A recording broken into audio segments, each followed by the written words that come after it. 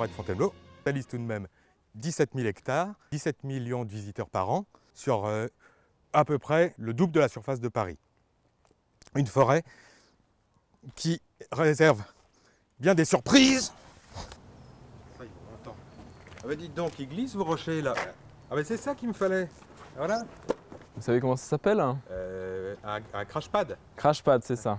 Ouais. Ça a été inventé par les Américains dans les années 90. Ah, Voilà, à l'époque, on avait juste un petit paillasson. ah bah Vous voyez je ici. vais le prendre aussi. Moi. C'est Je ce suis pas que c'est, équipé, ça. c'est ça le problème. Bah Parce voilà. que j'ai glissé sur le... Bah, ça m'étonne pas avec vos chaussures. Ouais. Donc pourquoi il ne faut pas avoir les pieds pleins de sable, hein? Parce que d'une part, vous allez glisser, Bah, c'est ce qui m'est arrivé. hein, ouais. ça fait roulement à billes. Le sable en dessous de la chaussure, bah, ça fait comme s'il y avait plein de petites billes, du coup ça glisse. Donc vous optimisez les chances de tomber si vous avez les pieds pleins de sable. Et avec le frottement, ça va venir faire comme les polissoirs du néolithique, ça devient tout lisse, tout glissant. Et ensuite, vous cassez le patrimoine de la forêt de Fontainebleau. Ouais. Parce que tous les blocs, on ne pourra plus grimper dessus. Et mon patrimoine aussi. Autre chose, c'est une bonne école d'escalade, Fontainebleau. On peut faire de la montagne après avoir appris le rocher à Fontainebleau. Alors, pour l'anecdote, un circuit jaune à Fontainebleau correspond au niveau qu'on peut trouver sur toutes les voies normales en montagne. Quand on va grimper à Blot, en général, quand on retourne en falaise, on met les pieds n'importe où, hein, parce que la moindre petite prise, la moindre petit graton, petit plat, on peut le tenir, parce qu'on a appris à Fontainebleau à trouver les prises avec la sensation et à vraiment avoir une autre vision du rocher. C'est Bon, vraiment... Merci, bah, j'y retourne alors. Eh ben, n'oubliez pas votre paillasson. Ah bah hein. voilà, c'est ça. Au revoir. Bonne grimpe. Merci. Alors pour nous faire découvrir la forêt hors des sentiers battus, mais pas n'importe comment, qu'on sache où on met les pieds, vous avez installé un salon en forêt.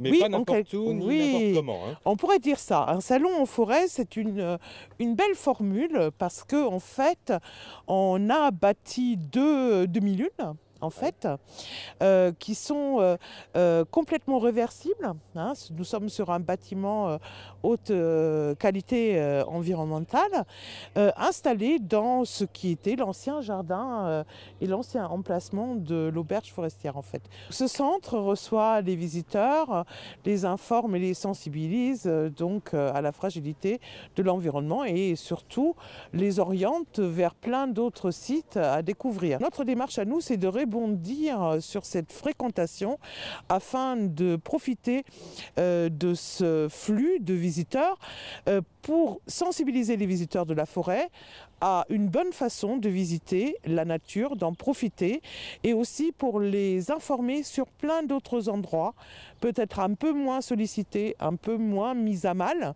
par la surfréquentation et qui peuvent tout aussi bien être un écrin idéal pour leur pratique de loisirs. D'autre part, nous proposons ici aussi des sorties de sensibilisation et de découverte de la nature où le public peut découvrir justement la biodiversité, sa richesse et sa rareté, le caractère géologique absolument exceptionnel de ce massif forestier de Fontainebleau avec son grès, ses sables, ses paysages absolument incomparables, uniques en Europe. Aussi apprendre qui sont dans un lieu qui est classé UNESCO. C'est une réserve de biosphère, Homme et Nature, Man and Biosphere, c'est un label UNESCO accordé uniquement à 10 régions en France et à 124 lieux à travers le monde. Donc c'est un très bon prétexte pour apprendre aux gens de découvrir et d'aimer cette nature, et une fois qu'ils l'auront découvert, compris, ils seront plus à même de la protéger.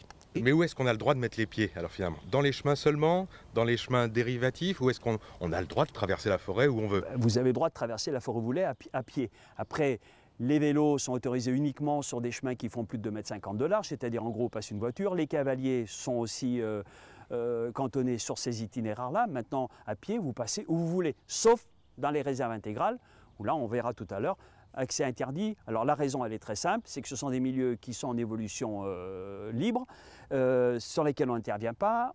L'intérieur, on n'a pas à sécuriser parce que le public n'a pas accès.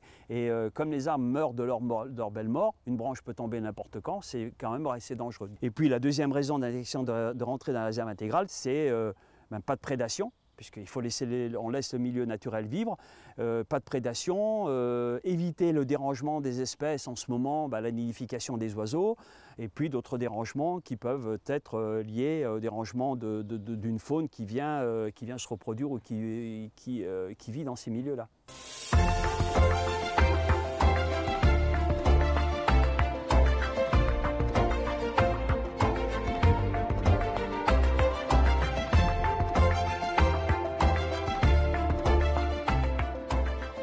C'est le paradis des Blozards ici, dites-moi.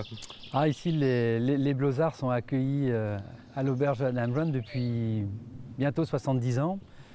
C'est une maison qui est ancienne, hein, effectivement, qui a été créée sur l'idée de monsieur et madame Jobert, qui ont au départ eu l'idée d'installer un petit chalet juste derrière nous et ainsi pouvoir recevoir des grimpeurs qui venaient de Paris par le train en s'arrêtant à Nemours, et ils venaient ensuite à pied et ils venaient passer le week-end ici, bivouaquaient dans les rochers derrière, à l'époque c'était encore permis, et il leur permettait de prendre le petit déjeuner le matin, d'une soupe le soir, voilà, ça a démarré comme ça en 1945. Et tout l'esprit des chalets de montagne, du refuge.